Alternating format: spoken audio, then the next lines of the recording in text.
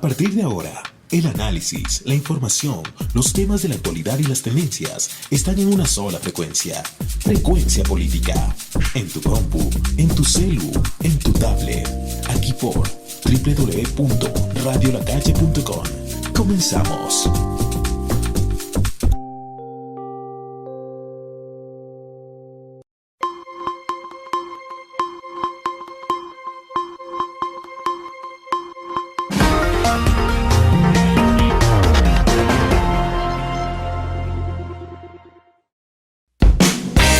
Lunes 10 de junio de 2019, son exactamente las 18:07 minutos, aquí desde la ciudad capital, desde la ciudad de Quito, la capital de todos los ecuatorianos, con una lluvia, con un clima que recibe a nuestro atleta, a nuestro ciclista Richard Carapaz, que hace pocos minutos, pocos instantes, arribó hasta la capital.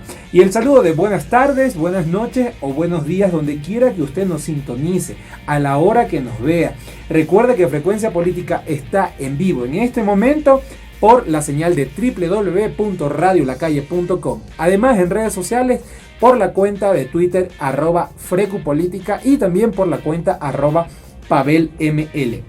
Y ya que estamos vía redes sociales, queremos decirles que este espacio sea más de buenas noticias. Las redes sociales también merecen tener buenas noticias. No cabe duda que nuestros deportistas no se cansan de dejar en alto el nombre de nuestro país. Parecería que los logros son diametralmente opuestos a esa frase de nunca ganamos nada. Por citar solo algunos nombres y logros que hace varias semanas han venido cosechando nuestros competidores. Anunciarles también que por temas de su labor legislativa, nuestro compañero y amigo Pavel Muñoz no nos acompaña. Sin embargo, seguimos y continuamos con la transmisión de este programa. Les indicaba los nombres de algunos de nuestros deportistas. A citar, Carla Jaramillo y Byron Piedra obtuvieron medallas de oro en el Campeonato Sudamericano de Atletismo en Perú a finales de mayo. Jefferson Cepeda fue ganador de la segunda etapa de la Vuelta a Salamanca. Alex Quiñones, velocista, consiguió hace pocos días su cupo a las Olimpiadas de Tokio 2020. El ecuatoriano Alfredo Campo entró en el podio de la Copa del Mundo del UCI BMX Supercross. Glenda Morejón ganó el premio de marcha de La Coruña. La Sub-20 de Ecuador se ubica entre las 4 mejores del mundo al derrotar 2-1 al seleccionado de Estados Unidos. Y como ya lo dijimos anteriormente, Richard Carapaz, ciclista carchense del Carchi para el mundo, del Carchi al Macará, se coronó ganador del último Giro de Italia la semana pasada en Europa. A quienes aún le falta aceitar un poquito más la máquina es a la selección de mayores de Ecuador, que a puertas de la Copa América fue derrotada en el último amistoso por 3-2 ante México. De lo deportivo a lo político, y es que no podemos dejar de lado los temas que van generando la agenda en la Asamblea Nacional. Uno de ellos, y que ya se ha venido comentando en redes sociales, esperamos las próximas semanas contar con algunos de los consejeros del Consejo de Participación Ciudadana transitorio, electo hace algo de 2 meses en elecciones. Es el tema de que la Asamblea aún no convoca, aún no llama a la posesión definitiva de los consejeros. Ya algunos consejeros se han mostrado un poco impacientes, un poco incómodos, porque la Asamblea, el órgano legislativo, aún no les ha convocado para la posesión. Es así que Walter Gómez Ronquillo ha dicho: presidente de la Asamblea Ecuador, lo felicito por atender a Pacha. Abriendo paréntesis, Pacha es un animalito, una perrita que la Asamblea Nacional adoptó hace unos pocos días, la semana anterior, y ha sido tendencia el tema de la adopción. Bienvenido por la adopción animal por parte de la Asamblea Nacional. Entonces Walter Gómez Ronquillo le dice: presidente de la Asamblea, lo felicito por atender a Pacha, pero quisiera que después de esto pueda incluir en la agenda legislativa la posesión de los consejeros del Consejo de Participación Definitivo. De ustedes salió la crítica al Consejo Nacional Electoral de que se están dilatando los tiempos. Igualmente el consejero José Carlos Tuárez dijo: Solicito muy respetuosamente al presidente de la Asamblea Nacional, César Litardo, que nos posesione a los nuevos consejeros del Consejo de Participación Ciudadana lo más pronto posible. El pueblo lo aclama y debemos servir a nuestros mandantes. De ahí estar pendientes a lo que sucede, a lo que acontece dentro de la Asamblea Nacional y si en estos días, en esta semana, se genera la posesión de los nuevos consejeros. A 2 años y unos cuantos días más de la gestión gubernamental, ¿cuáles son los alcances y cumplimientos del Plan Nacional de Desarrollo? ¿Qué objetivos están por lograrse? ¿Cuáles aún no y cuáles no se tiene ninguna información? Es el tema que abordaremos en este programa junto a nuestros invitados. Es un gusto para este programa presentar a Jonathan Báez y Roberto Rosero. Ambos son docentes de la Universidad Central del Ecuador de la Facultad de Economía. Exacto. Y también forman parte de la Unidad de Análisis y Estudios de Coyuntura del Instituto Superior de Investigación y Posgrado de la Facultad de Ciencias Económicas de la Universidad Central del Ecuador. Nuestros contertulios muy jóvenes y muy interesados por los temas de desarrollo y economía del país. Jonathan, Roberto, buenas tardes, bienvenido. Empiezo por Jonathan. ¿Cómo surge una unidad de análisis y estudios de coyuntura a partir de un centro académico? Bueno, muchas gracias, Fernando, por la invitación. Buenas tardes, buenos días, buenas noches a los oyentes y oyentas que nos escuchan en esta ocasión.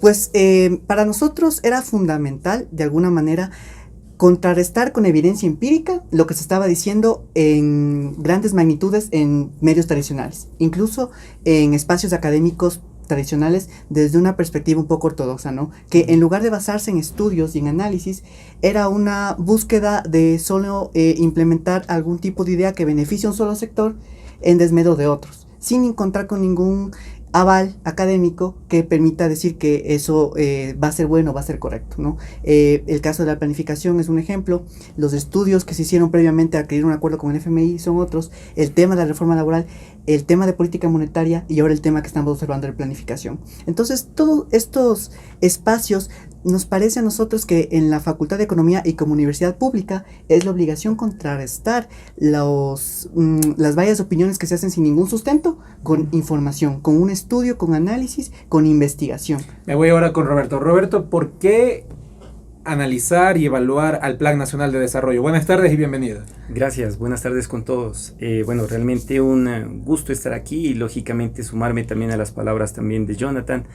Lo que trata la Facultad de Economía, lo que trata también el Instituto de Investigaciones es fomentar absolutamente también todo el tema desarrollado al debate de carácter académico, debate de carácter empírico, que lógicamente demuestra y faculta también para establecer si es que se están haciendo bien las cosas o no se están haciendo bien las cosas. En cuanto exactamente a tu pregunta relacionado al Plan Nacional de Desarrollo, bueno, realmente es importante, vital analizar el Plan Nacional de Desarrollo porque desde la Constitución se establece o se marca la importancia que tiene un Plan Nacional de Desarrollo para el país. Recordemos que hay varios artículos de la Constitución. El artículo 243 obliga a los GATS a hacer planificación. El artículo 279, 280 y 293 de la Constitución establecen o facultan qué cosa, que haya un vínculo entre la ejecución presupuestaria y la planificación del país. Pero vamos un poquito más allá, determinemos por qué es importante que un país tenga o no tenga planificación.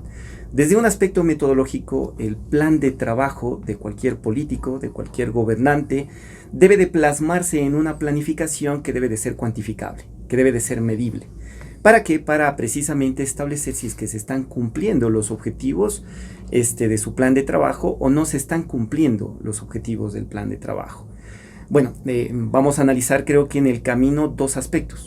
Un aspecto que tiene que ver con el Plan Nacional de Desarrollo actual, que es el Plan Toda una Vida, y otro aspecto con algo que el Ministerio de Finanzas también, netamente también ha estado divulgando, que es un plan autónomo o un plan prosperidad que no sabemos exactamente de lo que se trata. No sabemos... ¿No va paralelo al Plan Nacional de Desarrollo ya aprobado por el Consejo Nacional de Planificación? ¿Conocen si hubo alguna...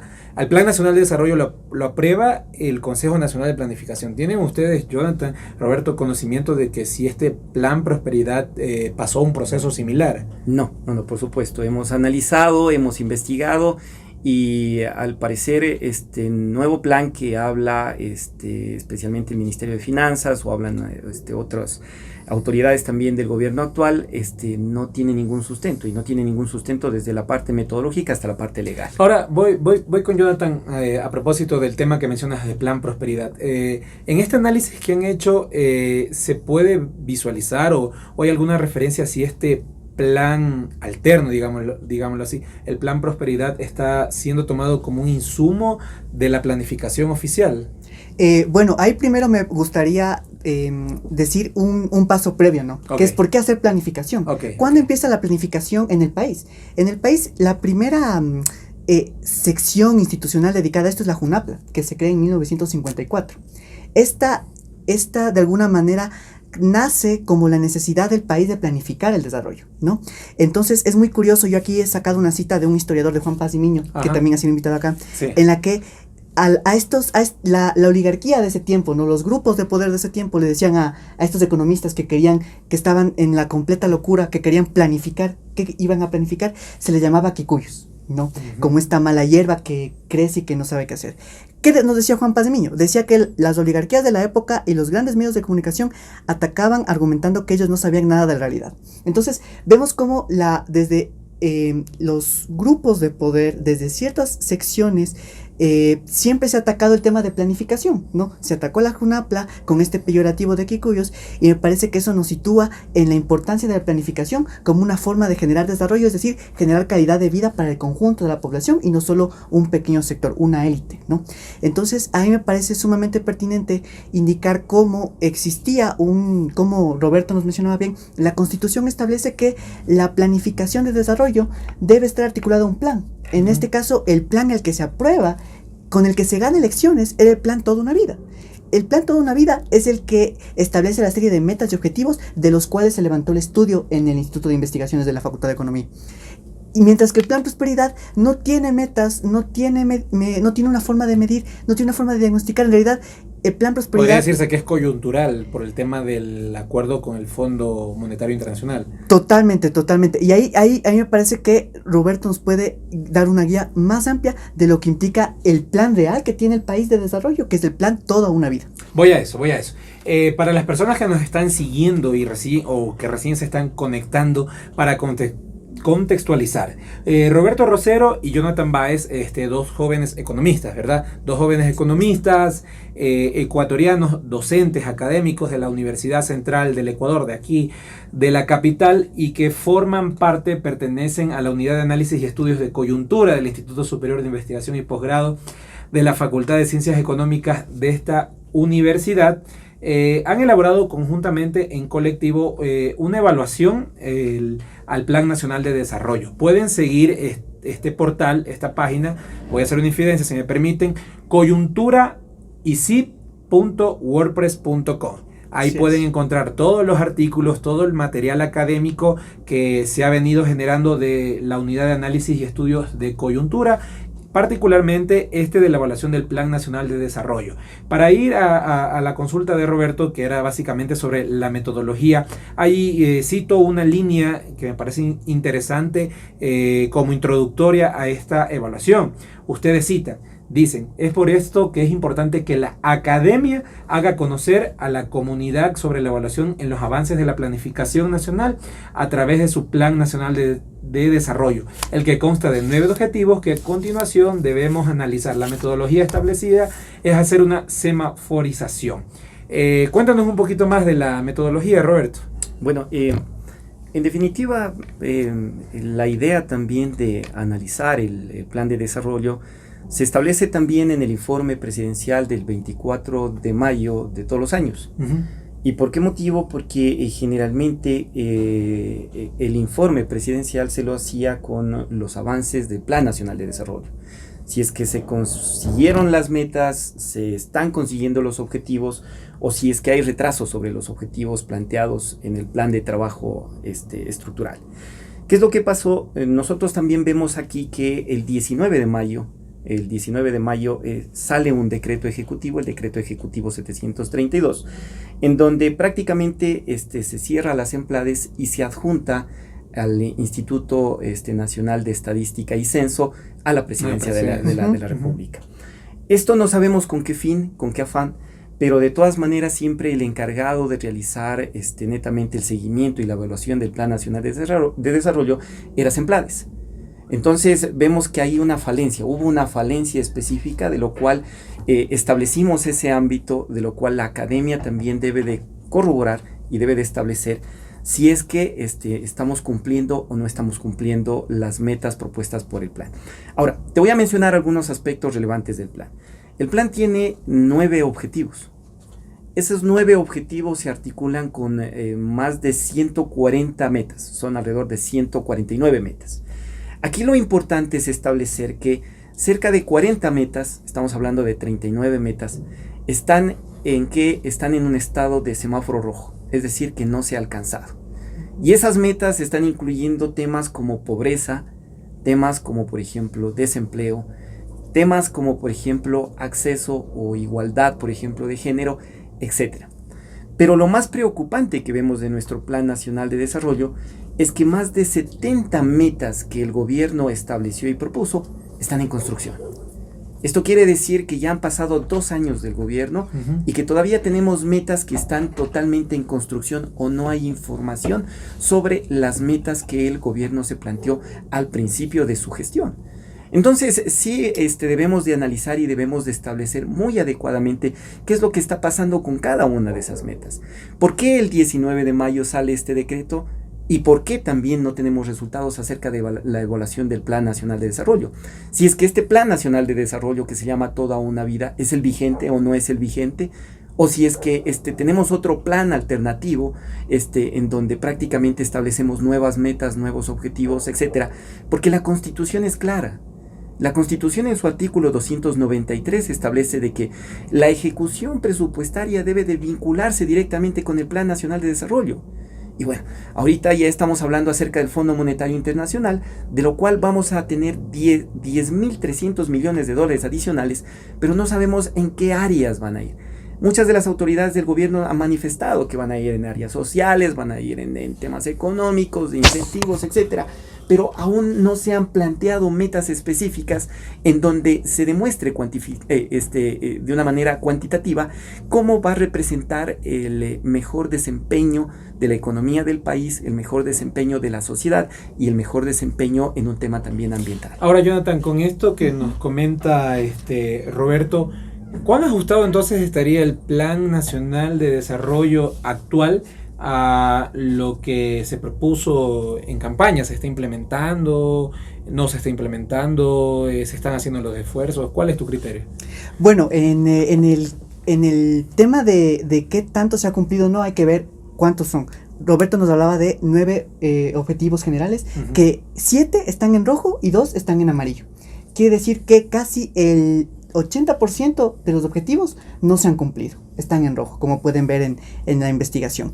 Y a eso hay temas muy sensibles que son realmente preocupantes. El primer objetivo, que es de un ámbito más económico, más de tipo de empleo, tenemos un serio problema. Garantizar una vida digna con iguales oportunidades, tenemos en semáforo rojo. Está en semáforo rojo. Y uno de los ítems muy preocupantes es el tema de extrema pobreza, ¿no?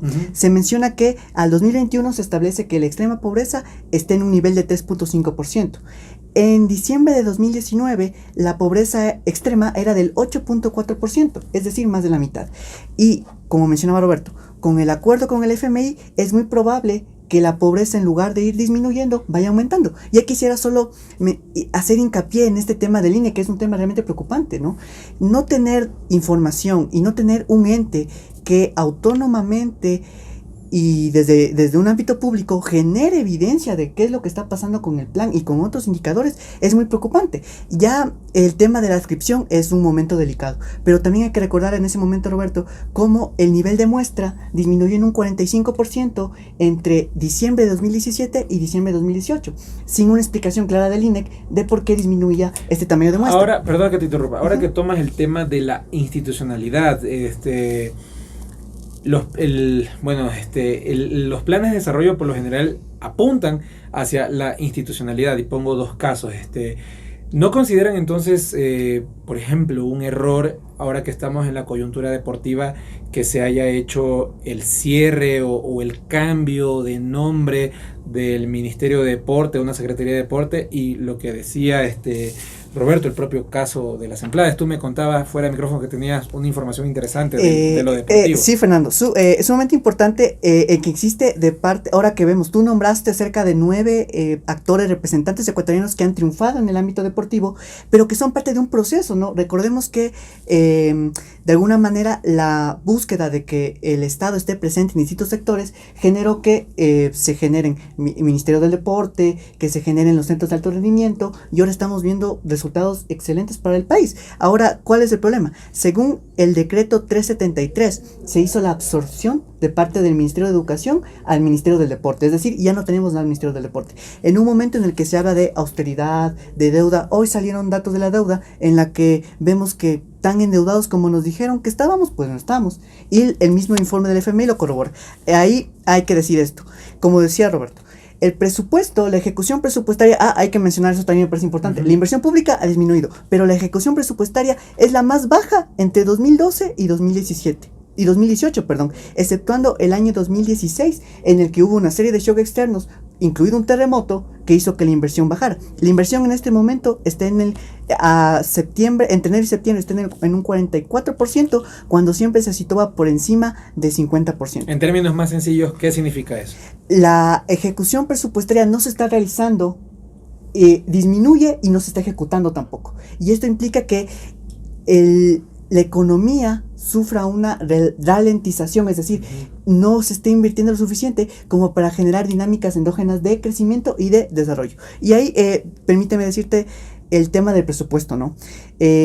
Al no tener una planificación clara de la economía y el rol del Estado dentro del devenir económico, tienes tú que se ajustó todo el presupuesto a un tema de austeridad. Y ahí se dijo que había que eliminar instituciones, se eliminó la del deporte, se fusionó con el Ministerio de Educación, pero eso significó que en el área deportiva como tal existió una disminución. Entonces, a septiembre de 2018 el codificado nos dice que había una inversión en deporte de 94 millones. Mientras que a 2019 iba a ser de apenas 80 millones. Es decir, existió una reducción al ámbito deportivo de 13 millones que implicó un decrecimiento del 14.83%. Vemos cómo al no existir una planificación adecuada y ver resultados buenos que está teniendo el país en el ámbito deportivo, sin la posibilidad de generar institucionalización y más bien desarmándola, esto va a generar una afectación, y es probable, muy probable, que estos logros alcanzados sean para el recuento y no sean una tendencia en el que el país vaya mejorando en el ámbito deportivo, pero también en una serie de actividades que involucran tener una institución que tenga intervención, que tenga capacidad de regulación, capacidad de diagnóstico y capacidad de evaluación. Roberto, sobre el objetivo 1, ¿por qué la semaforización en rojo? Nos contaba Jonathan de algunos elementos, como hay problemas en el tema de la reducción de la pobreza extrema, pero ¿qué otros elementos se pueden citar como para mencionar que este objetivo todavía está con una complicación de cumplirse? Bueno, el objetivo 1 tiene 3 ejes principales. Un eje tiene que ver con el tema de pobreza, otro eje tiene que ver con el tema de empleo y otro eje tiene que ver con el tema de acceso a vivienda. Bueno, lastimosamente el plan, como lo muestra, y con los planes y con las metas que se pusieron a principios de este gobierno, prácticamente esos saldos están en rojo. No se ha cumplido el tema relacionado a pobreza. ¿Y a 2 años es probable que se cumpla o que no se termine de cumplir. Las tendencias tal como están establecidas, las políticas que también están estableciéndose son muy difíciles. ¿Para qué? Para que se genere una política adecuada en el cumplimiento de los objetivos establecidos. Algo importante que mencionó Jonathan aquí es lo relacionado, por ejemplo, al presupuesto. ¿Qué es lo que pasa con el tema del presupuesto? El presupuesto es una herramienta que sirve ¿para qué? Para el desarrollo de una sociedad. Es decir, con el presupuesto nosotros estamos invirtiendo, no quiero hablar de un gasto, invirtiendo en temas relacionados como educación, en temas relacionados como salud. Pero, por ejemplo, vemos temas como deporte, o vemos temas como cultura. En deporte, Jonathan mencionó que el presupuesto había disminuido en un 13%, pero en cultura también, la reducción de cultura es del 26% en el presupuesto. Y son actividades indispensables para mejorar la calidad de vida de los ecuatorianos. Entonces, nosotros vemos que las prioridades, la priorización por parte del gobierno central han cambiado totalmente de lo que se estableció su plan de trabajo al principio. Vemos que netamente no ha habido ningún tipo de modificación del plan, no se lo ha establecido al plan de acuerdo con las nuevas normativas que se pretenden realizar. Y de nuevo vamos a aclarar el tema del presupuesto.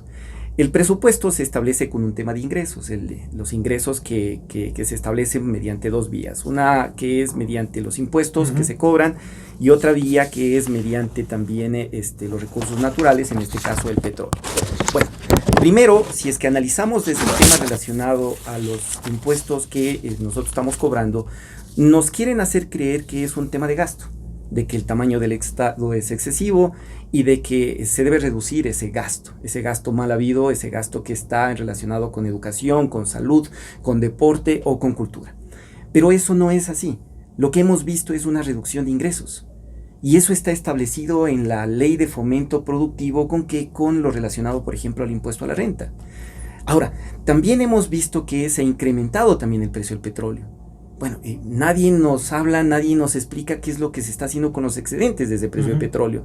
Y por qué también no se invierte prácticamente en estas actividades que son básicas. ¿Para qué? Para que una sociedad tenga un mejoramiento de la calidad de vida.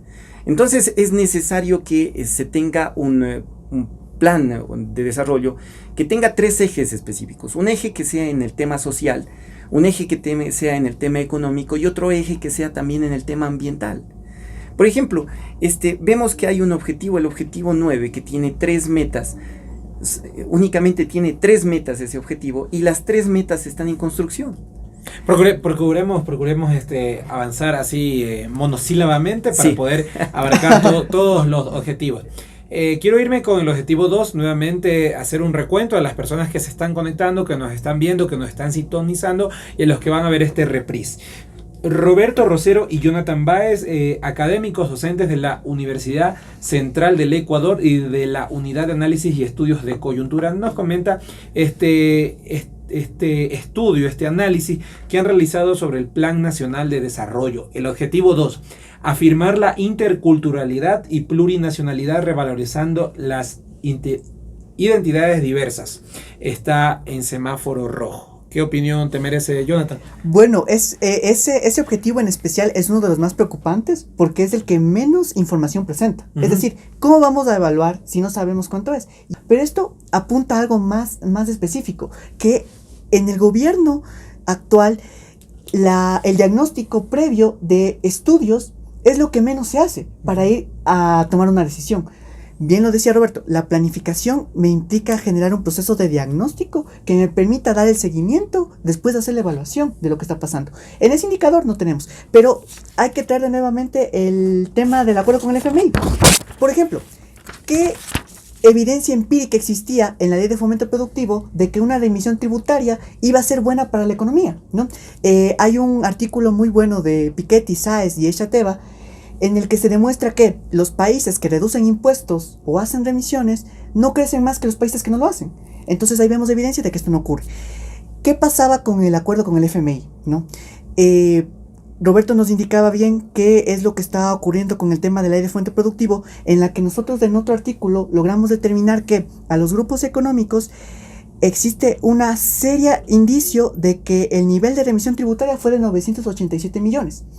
Ahora se habla de la ley de reforma laboral, ¿no? Que hay que flexibilizar a los trabajadores. Esas son las cifras oficiales. No, este es un análisis hecho por nosotros, no, en función de las bases del SRI. Y las cifras oficiales que lastimosamente, muchas de las cifras que nosotros hemos tratado de conseguir no están disponibles en muchos de los casos, o no están o no se las ha generado. Entonces es por esto que también el Instituto de Investigaciones realiza su ámbito, ¿no? Investigar, tratar de dar y posesionar también las investigaciones que estamos realizando en función de que no hay esas estadísticas o no existen esas estadísticas. Entonces en eso nosotros lo que hicimos fue comparar la deuda de los grupos económicos, ¿no? Del año a corte 21 de julio de 2018 con la de febrero de 2019, ¿no? Periodo, los grupos económicos tenían hasta 21 de diciembre, me parece, para hacer la remisión tributaria. La deuda baja en un porcentaje interesante, pero al desagregar entre cargos, multas y el otro ámbito que había que se iba a disculpar, logramos determinar este nivel, ¿no? Que el acogimiento a la remisión fue de 987. ¿Qué evidencia hay de que esta remisión va a traer mejor empleo, va a traer crecimiento para el país? Simplemente no existe como tal. Ahí es muy interesante mencionar que al hablar de flexibilización laboral, ¿qué tanto la empresa o el sector productivo, esta remisión que se le hizo, está invirtiendo en generar mayor capacidad instalada que permita tener mayor nivel de empleo? Entonces, esta falta de investigación es la que es sumamente preocupante en el tema de planificación. Y hay solo un dato más que me parece importante decirlo. Para el acuerdo con el FMI, ¿no? Se dijo que la única solución era el FMI, cuando la ley de fuente productivo implicó una disminución de ingresos, ¿no? Si tenías tú un problema de ingresos tributarios, hay que cobrar a los que debes cobrar. Eso implicaba un ingreso para el Estado, con lo cual puede hacer la ejecución presupuestaria para no estar en estos dilemas de la mal llamada austeridad, que no es tal. Y ahí había que agregar no solo el tema tributario, como decía Roberto, sino también el tema petrolero, ¿no? El excedente petrolero era importante para el país, pero la ley de fondo productivo establece que ya no se tenga el 50% de excedente, sino solo el 12%. Eso implica una disminución que después no te va a permitir alcanzar una serie de metas. Y con el acuerdo con el FMI, un estudio de Foster y otros establece en 135 países, desde 1980 hasta 2014, qué ocurrió con la desigualdad. Se vio que en todos los países que implementaron medidas del FMI, en todos la desigualdad aumentó. Al primer año de aplicación del acuerdo. Eso con el tema de desigualdad, porque hay que hablar de desigualdad, que me parece que es un tema que casi no se toca de parte del Ministro de Economía. Y otro tema también, se estudió cuando se iba a hacer la carta de intención con el FMI qué pasaba con el desempleo. Si nosotros vemos todos los países, que es otro estudio que también hicimos de unidad de coyuntura, todos los países que aplicaron el acuerdo con el FMI, el Crédito Extended Fund Facility, nosotros observamos que en todos el desempleo aumentó. Y nosotros las mismas cifras del FMI lo dicen. El desempleo 2019 se establece que va a ser del 4.3%. Va a aumentar al 4.8% en el 2023 y disminuya al 2.5% en el 2022. Es decir, el desempleo nunca fue más alto que cuando tuvimos el acuerdo. ¿Qué tipo de estudio se hizo? ¿Qué tipo de evidencia se tomó? Entonces a mí me parece que es sumamente importante la investigación como previa para tomar este tipo de decisiones y no tomar decisiones al azar, que parece ser que no son tan al azar, sino son direccionadas para beneficiar a un cierto grupo. Perfecto. Ahora, para continuar, preguntas más directas y respuestas más sencillas para procurar abarcar todos los objetivos. Roberto, objetivo 3, garantizar los derechos de la naturaleza para las actuales y futuras generaciones. Muy brevemente, está en rojo. Sí, grave la situación porque, por ejemplo, dentro de las metas que tiene este objetivo, no se habla absolutamente nada de, por ejemplo, el tema minero. No se habla absolutamente nada, no hay ningún tipo de meta que se establezca sobre el tema minero. No se habla nada, por ejemplo, sobre el tema del calentamiento también global. No se establece ningún tipo de meta también referente también a eso, sino más bien metas que están desarrolladas con los gobiernos autónomos descentralizados, o sea, realmente con algo que el gobierno central no puede influir directamente, porque ya es política de cada uno de los gobiernos autónomos descentralizados, el hecho de establecer una u otra medida de la cual se lo ha establecido en este objetivo. Es decir, actualmente también tenemos un saldo rojo, tomando en cuenta que las metas actualmente establecidas también se encuentran con un saldo totalmente rojo y no abarcan lo que debería de abarcar el tema ambiental. Ahora, perdona que te interrumpa y quiero abordar, ¿no? También, ya que estoy dialogando contigo, el objetivo 4. Es uno de los pocos, creo que son 2, que según el estudio que ustedes han elaborado, presenta otra coloración según la metodología, color amarillo. Objetivo 4, consolidar la sostenibilidad del sistema económico, social y solidario y afianzar la dolarización. Bueno, voy contigo mismo. De todas maneras, o sea, creo que es algo evidente que tanto las autoridades actuales como los diferentes actores económicos establecen que uno de los medios más importantes dentro de la economía es la dolarización. Creo que la dolarización es una medida que está muy fuerte, tiene mucha fortaleza. Por lo tanto, este objetivo está con un semáforo amarillo, pero de todas maneras también hay que analizar dos situaciones. La primera situación, tema de balanza de pagos. ¿Qué es lo que está pasando actualmente con una balanza de pagos? La balanza de pagos está con un saldo negativo, más de 1.400 millones de dólares en déficit de la cuenta corriente. ¿Y eso por qué? Porque se ha flexibilizado el tema de las importaciones. Si ustedes analizan, o los radioescuchas también analizan, muchos de los productores internos también están quejándose. ¿Por qué? Porque sus productos tienen actualmente una demanda inferior debido a que se ha aumentado el tema de las importaciones. Y eso conlleva también a que se tenga efecto sobre también el empleo. Pero bueno, ese es uno de los aspectos. Otro de los aspectos que, por ejemplo, hay en este mismo objetivo es el tema de tributario. En este objetivo se establece algo diferente de lo que se firmó en la carta de intención. Uh-huh. En este objetivo se establece que los tributos, los impuestos directos deben de ser mayores a los impuestos indirectos. Esto para los radioescuchos, ¿qué quiere decir? Que los impuestos de las personas que más tienen deben de ser mayores a los impuestos que pagan las personas que menos tienen. Pero ¿y en la práctica? En la práctica vemos que hay una carta de intención en donde el Fondo Monetario Internacional dice todo lo contrario, que se debe de cobrar o se debe de aumentar, por ejemplo, los impuestos, en este caso indirectos, que son los impuestos que todos cancelamos de manera igualitaria, frente a los impuestos directos que, por ejemplo, en el último tema del fomento productivo, de la ley de fomento productivo, se estableció de que caían y disminuían. De nuevo, este no es un problema de gasto, este es un problema netamente de ingresos. El gobierno actual no está priorizando los ingresos sobre las personas a quien más debería de cobrar, sobre las personas a quien menos debería de cobrar. Jonathan, perdonen que sea un poco parco, pero el tiempo siempre nos es esquivo. No quisiera incurrir en un error tratando de unificar, pero te consulto. Objetivo 5 y objetivo 6. El 5 sobre impulsar la productividad y la competitividad, y el 6 sobre desarrollar las capacidades productivas y del entorno para lograr soberanía alimentaria y el buen vivir. Ambos en rojo. Bueno, ambos están en rojo porque realmente las metas económicas no han permitido establecer una competitividad para la producción del sector productivo, me parece que más pequeño, ¿no? Más vulnerable. Por ejemplo, ¿no? Y nuevamente tengo que traer el tema de que no hay un diagnóstico y no hay un estudio previo empírico que permite establecer esto. Se habla ahora de que hay un gran acuerdo, ¿no? Un acuerdo por el empleo y la competitividad. ¿Y qué nos dicen? Que el Ecuador no es competitivo porque tiene salarios muy altos, ¿no? Un estudio del BID, ¿no?, nos dice que los beneficios obligatorios que tiene que pagar en promedio en América Latina, con dólares que pueden ser comparables, ¿no? Para los radioescuchas que no son economistas, uno no puede comparar solo por el tipo de cambio, no tiene que hacer que toda la moneda sea comparable. Y esto nosotros los economistas tenemos un término difícil que se llama paridad de poder adquisitivo. Bueno, en promedio nos dice que en América Latina esto es superior es del 41%, es decir, el empresariado, a más del salario, tiene que pagar el 41% de salario por una serie de actividades, ¿no? Vacaciones, seguro social y todo eso. En el Ecuador, este nivel llega al 37%. Eso hace que en un ranking de 20 países, el Ecuador esté apenas en un 15º lugar. Es decir, el Ecuador no es paraíso, lugar de rigidez laboral que tanto pregonan ellos. Entonces, al hablar de competitividad, hay que preguntarnos cuánto es lo que el sector empresarial está invirtiendo para que este semáforo no esté en esa situación. Pero últimamente se está hablando de que hay una excesiva estabilidad laboral, de la aplicación de un salario emocional, algunos eufemismos.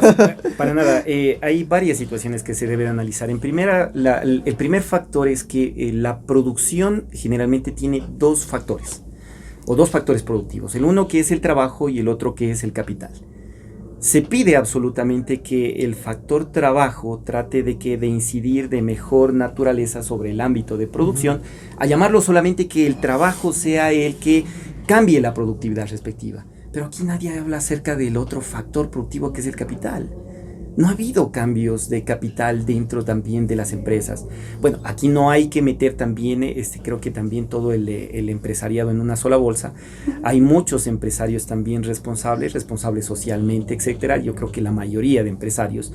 Pero hay personas que tampoco han invertido y que dejan de tener esa óptica de producción o esa óptica de empresario y se vuelven más rentistas. Netamente rentistas, rompiendo absolutamente estos dos tipos de factores. En el objetivo, en la meta propuesta se establece, por ejemplo, mejorar la productividad del Ecuador al 2021. Pero, ¿y qué es eso? O sea, al gobierno le podemos preguntar, y eso es demasiado general. ¿Cómo se va a mejorar la productividad al 2021? ¿Cuáles son los factores que se deben de medir para que se mejore la productividad al 2021? Porque eso implica también capacitación de los empleados. Eso implica también mejoramiento también del tema en el ámbito ambiental. ¿Implica y en el también ámbito el salario social. emocional? ¿O? No. Justo en el 2008 circulaba un titular que decía: empresarios advierten mayor desempleo si se elimina la flexibilización, ¿no? Cuando se discutía el mandato 8, que fue el que eliminó el salario por horas, el trabajo por horas y la tercerización.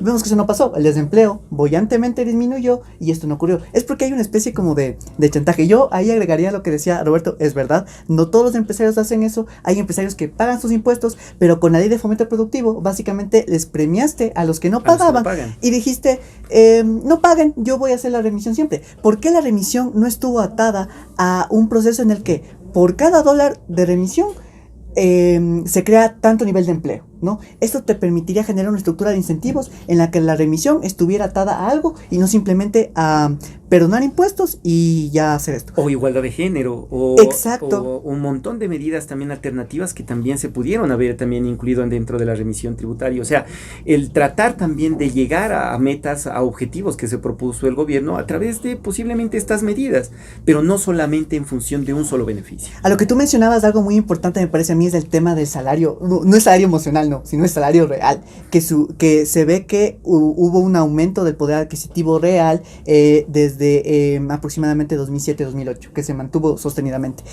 ¿Qué pasa cuando un gobierno dice vamos a dar créditos? ¿Qué pasa si tú tienes varias oferta, la oferta, estás ofreciendo productos, pero no hay quien te consuma, ¿no? Si estás golpeando salarios mínimos, estás golpeando el salario real, esto produce que no haya quien demande los productos. Entonces ese stock de mercadería no va a ser consumida y eso va a ser perjudicial para las mismas empresas que van a tener que nuevamente despedir. Y ahí también habría que mencionar cómo se habla ahora de esto del emprendimiento. Vamos a las cifras de emprendimiento, ¿no? Un estudio del INEC del 2017 del panorama laboral establece que entre 2010 y 2014 solamente 4 de cada 10 emprendimientos se mantenían durante 5 años. Solo 4 de cada 10. Pero esto es más grave cuando la empresa es pequeña. Solo el 29% se mantenía en cada 5 años. ¿Qué quiere decir esto? Que sin un acompañamiento a crédito, sin una evaluación que permita ver producción efectiva, sin afectar las estructuras oligopólicas y monopólicas en los mercados, es imposible que el emprendimiento sobreviva. Entonces, sin afectar la demanda interna, ¿no? Exacto. ¿Cómo se puede hablar de cumplimiento de esto si es que no se estableció previamente una línea base y después hizo el estudio para ver cómo en realidad se puede generar mejores dinámicas de productividad y no solo ajustando el factor trabajo, sino ajustando el factor de sector empresarial? Roberto, Jonathan, le queda pendiente a la ciudadanía una segunda parte de este análisis y la segunda parte va a ser que visiten el portal coyunturaisid.wordpress.com. Ahí podrán ver el desarrollo y toda la estructura que han hecho de este trabajo del análisis de los 9 objetivos del Plan Nacional de Desarrollo. Nos quedamos con 3 en el tintero, pero la segunda parte lo hace la ciudadanía y nuestros radioescuchas. Tengo exactamente 30 segundos para cada uno. Jonathan, voy con tus conclusiones. Bueno, como conclusiones, estamos en un momento sumamente complejo para el país. Las proyecciones que hace el FMI no son positivas para el Ecuador.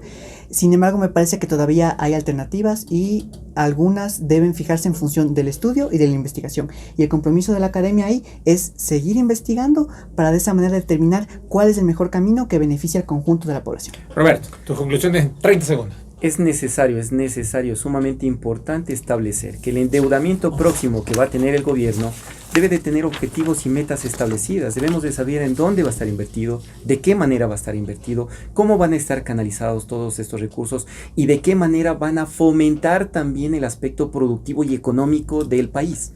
No puede ser posible que tengamos 10.300 millones de dólares que se inyecten a la economía y tengamos decrecimiento económico.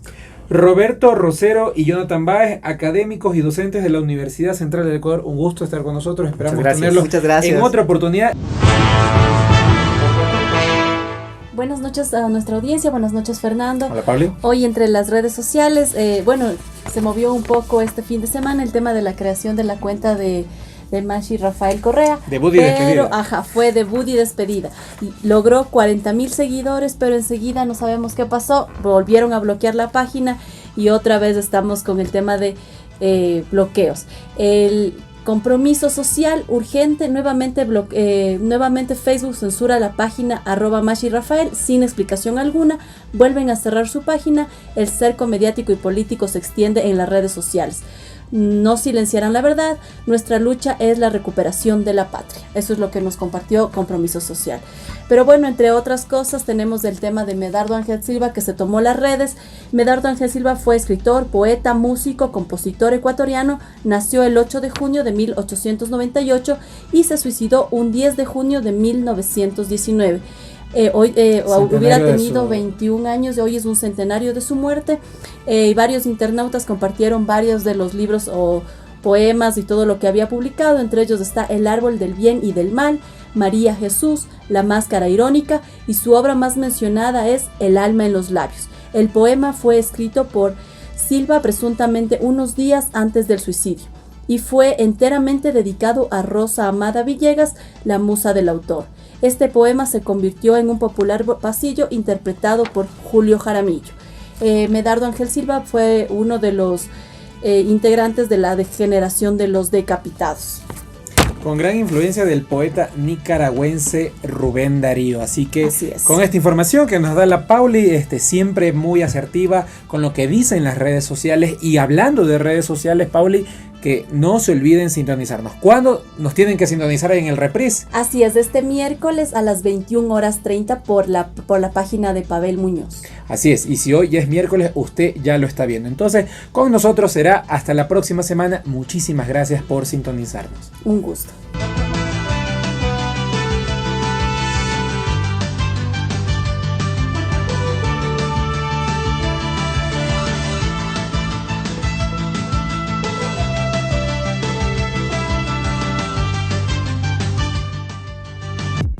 Gracias por acompañarnos. Aquí termina Frecuencia Política. Hasta la próxima semana.